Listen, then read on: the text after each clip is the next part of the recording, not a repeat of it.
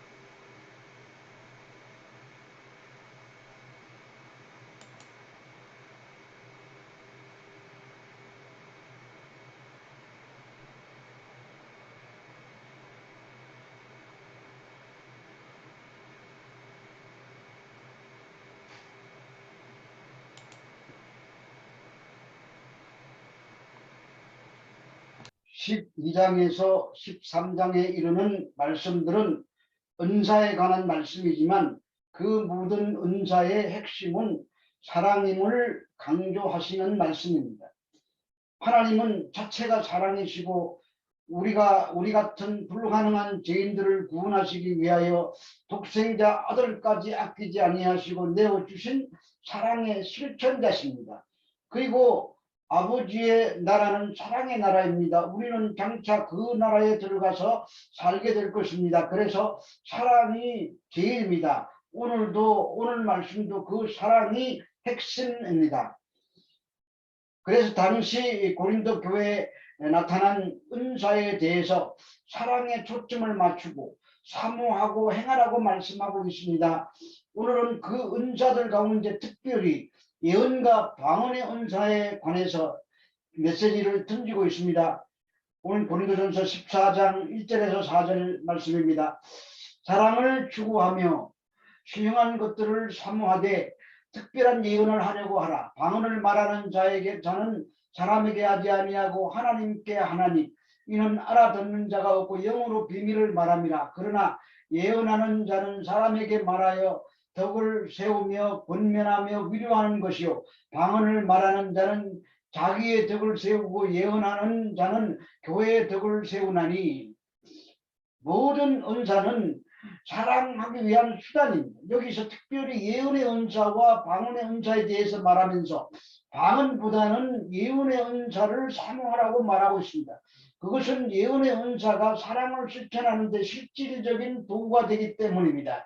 그리고 예언은 교회의 덕을 세우는 것이지만 방언은 개인의 덕을 세우는 것이기 때문에 교회를 유익하게 하는 것은 예언의 은사가 더 사모할 가치가 있다고 하십니다.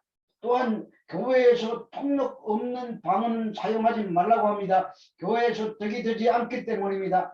그러나 개인적인 방언은 혼자서 하되 금하지 말라고 말합니다.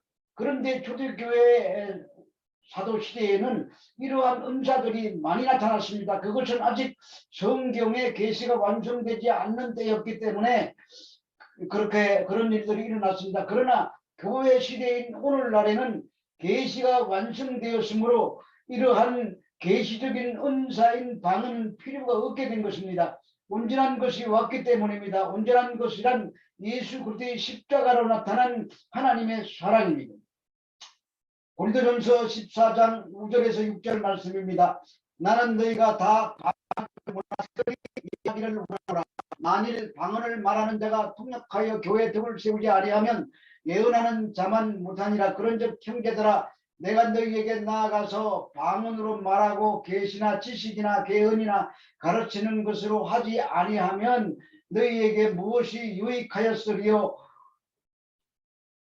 사도 바울은 사도들의 역사를 가리키게 된 가리켜 터닦는 일에 비유하고 있습니다. 고린도전서 3장 10절에 말하기를 교회의 틀을 닦아두매라고 말하고 있으며 11절에서도 이 닦아둔 것 외에 능히 다른 틀을 닦아둘 자가 없으니 이 틀은 예수 그리스도라고 했습니다. 그러므로 그 시대에 있었던 이적과 계시는 주님 재림 때까지 장성할 교회의 뿌리와 터전을 이루는 것이 되는 것입니다. 이 터닦는 일은 그리스도를 전파할 계시와 능력을 받아서 복음을 전파하고 그것을 설명하는 것을 의미합니다.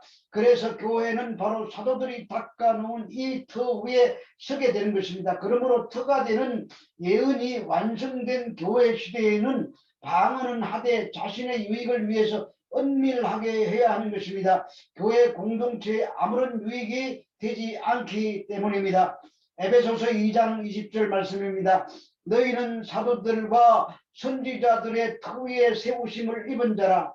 그리스도 예수께서 친히 무퉁이 돌이 되셨느니라.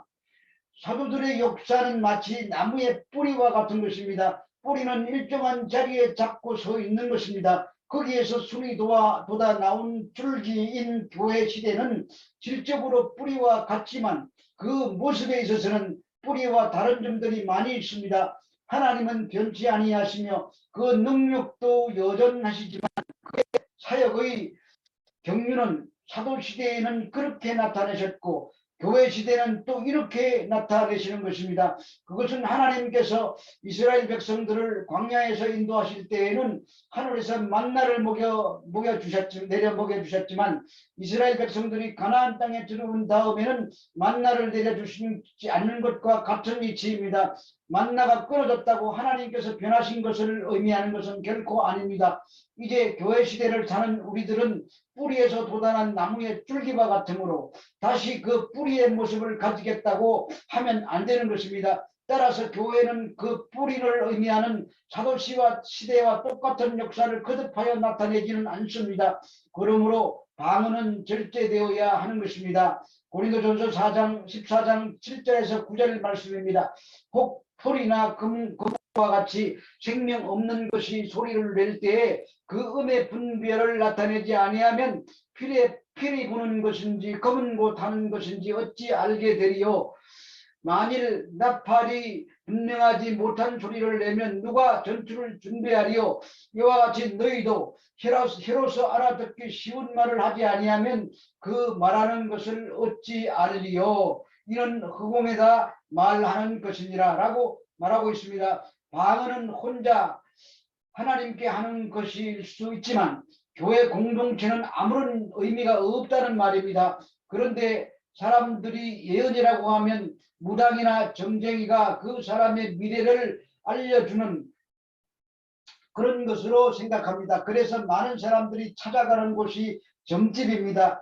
교육을 많이 받은 학자들이나 권세가 높은 지위에 있는 사람들이거나 엄청난 부를 가진 부자들도 자신의 미래를 알고 싶어 예언하는 점집을 많이 찾아간다고 합니다. 그런데 문제는 이런 행위가 교회 안에서도 행해진다는 것입니다. 유명한 기도문이나 능력을 많이 받았다고 하는 목사나 전도사들에게 기도를 받으러 가는 일이 다반사입니다. 그 목사님은 능력이 많다고 합니다. 신유의 은사를 받고 예언의 은사를 받았다고 말합니다. 무당이 하는 짓을 예수의 이름으로 교회 안에서 목사들이 행하는 것입니다. 주의 종이라고 하면서 하나님으로부터 직통 계시를 받았다고 말합니다. 고린도후서 11장 19절에서 20절 말씀입니다. 너희는 지혜로운 자로서 어리석은 자들을 기쁘게 용납하는구나. 누가 너희를 종으로 삼거나 잡아먹거나 빼앗거나 스스로 높이거나 뺨을 칠지라도 너희가 용납하는도다. 이런 사람들의 특징은, 점집에 가는 사람들의 특징은 점쟁이 같은 사람의 말은 무슨 말이든지 용납한다는 겁니다. 용납한다는 말은 철석같이 믿는다는 뜻입니다. 심지어 종으로 삼아서 잡아먹고 스스로 높이고 뺨을 쳐도 그 사기꾼의 말을 믿는다는 말입니다. 그것은 무당처럼 장래의 일로 위협하기 때문에 꼼짝 못하는 것입니다. 그런데 예언을 좋아하는 사람들의 그 심리적 언저리에는 세상이 다 망해도 나와 내 가정은 잘 되어야 한다는 이기심이 깔려 있습니다. 그것이 욕심입니다. 이러한 욕심이 죄로 잉태하고 죄가 장성한 적 사망을 낳는 것입니다. 무당에게 속거나 목사에게 속는 것은 그 마음속에 자기가 욕심이 가득하기에 속는 것입니다. 그런데 그런 욕심이 모든 사람에게 다 있다는 것이 문제입니다. 대부분의 사람들이 시간과 물질을 자신의 가정과 자신을 위해서 투자합니다. 그러면서도 예수님을 제일로 사랑한다고 말합니다. 거짓말하는 것입니다. 그들은 예언조차 자기 이익의 재료로 삼으라고 하는 자들입니다. 종말론을 얘기하면서 재산을 착취하고 그런 종말론에 빠져서 자기는 구원받아야 하겠다는 것도 역시 인간 누구에게나 있는 보편적인 구원 욕망인 것입니다. 이러한 관점의 예언들은 모두가 가짜 예언에 해당되는 것입니다. 출애굽기 6장 7절에서 8절 말씀입니다. 너희를 내 백성으로 삼고 나는 너희의 하나님이 되리니 나는 애굽 사람의 무거운 짐 밑에서 너희를 빼낸 너희의 하나님 여호와인 줄 너희가 알지라. 내가 아브라함과 이삭과 야곱에게 주기로 맹세한 땅으로 너희를 인도하고 그 땅을 너희에게 주어 기업으로 삼게 하리라. 나는 여호와라 하였다 하라. 하나님이 모세를 부르신 것은 하나님께서 아브라함과 이삭과 야곱과 언약하신 것을 이루기 위하심입니다. 하나님께서 자기의 언약을 기억하시고 이스라엘 백성들을 출애굽시키기 위하여 모세를 보내시고 그의 언약의 말씀을 이스라엘 백성들에게 전합니다. 그런데 모세가 전한 그 말씀을 듣지 않습니다. 하나님의 언약을 믿지 않는 것입니다. 그러면 평생 종살이나 하도록 내버려 두어야 합니다. 그러나 하나님께서는 이들을 출애굽시키십니다. 그 이유는 하나님의 자기 언약 때문입니다. 바로 이 언약의 말씀이 예언입니다. 이 예언의 말씀을 믿지 못해서 광야에서 불순종하던 자들이 다 멸망합니다. 그들의 불순종한 것은 하나님께서 언약하신 바를 하나님이 이루실 능력이 없다고 생각했기 때문입니다. 그러나 그들을 멸망시키시지만 결국 많은 사람들을, 이세들을 가나안 땅에 들여 넣으시는 것입니다. 이사야 50장 4절에서 6절 말씀입니다. 주 여호와께서 학자의 혀를 내게 주사 나로 권고한 자를 말로 어떻게 도와줄 줄을 알게 하시고 아침마다 깨우치시되 나의 귀를 깨우치사 학자들 같이 알아듣게 하시는도다. 주 여호와께서 나의 귀를 여셨으므로 내가 거역하지도 아니하며 뒤로 물러가지도 아니하며 나를 때리는 모든 자들에게 내 등을 맡기며 나의 수염을 뽑는 자들에게 나의 뺨을 맡기며 모욕과 침뱉음을 당하여도 내 얼굴을 가리지 아니하였느니라. 하나님의 예언을 전하는 예언자는 하나님의 말씀을 깨달아 알아듣고 학자의 혀로 컴핏한 자를 도와주려고 하는데 그런 예언자를 때리고 수염을 뽑고 뺨을 때리고 침을 뱉는 것입니다. 하나님의 예언을 전하는 자에 대하여 이렇게 대접한 것입니다. 이 예언자들의 완성을 예수 그리스도께서 보게 됩니다. 하나님의 예언을 하나님 자신이 오셔서 하셨는데 세상이 그를 강도 취급하여 십자가에 못 박아 죽여버렸습니다. 그러므로 이 세상이 하나님의 심판 아래, 저주 아래 있습니다. 이제 우리가 해야 할 예언은 이 세상은 멸망한다는 예언입니다. 눈에 보이는 모든 것들이 다 불에 타서 사라질 것입니다.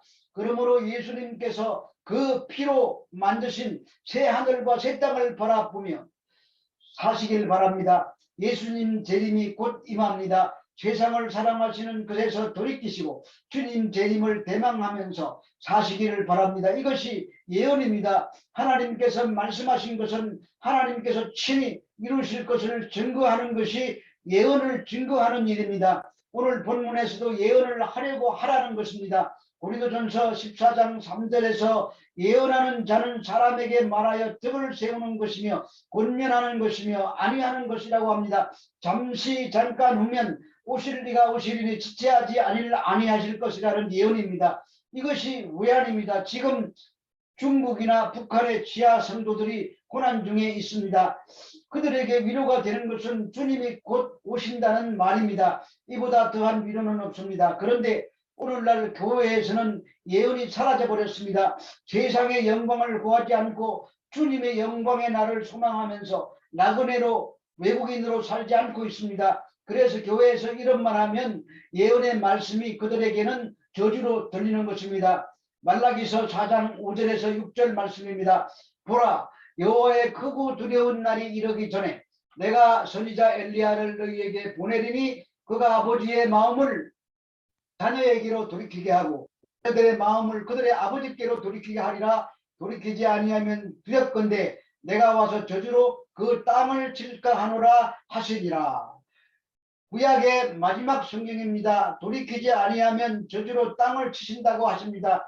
그 엘리야로 온 자가 세례 요한이며 세례 요한은 자기를 부인하고 예수를 증거하였습니다. 그러므로 예수님께서 우리의 마음을 아버지께로 돌이키지 아니하시고 그대로 두시면 그것이 저주입니다. 지금 이 세상에서 평안하고 잘 사는 것이 목적이 아닙니다. 눈에 보이는 세상만이 전부인 양 살아가는 자들에게 오늘도 예언을 해야 합니다. 이 세상은 소돔과 고모라처럼 불살라질 것입니다. 회개하고 예수를 믿으시기 바랍니다. 이 예언을 믿으시고 주님 오시는 그날까지 특별히 예언하는 저와 여러분이 되시기를 바랍니다. 주께서 곧 임하실 것입니다. 하나님 아버지, 예언은 다른 것이 아니라 주님께서 곧 임하신다는 소식이 예언인 것으로 알았습니다. 이제 우리 그 예언의 말씀을 전하는 자들이 되게 해 주시옵소서. 예수님 이름으로 기도합니다. 아멘.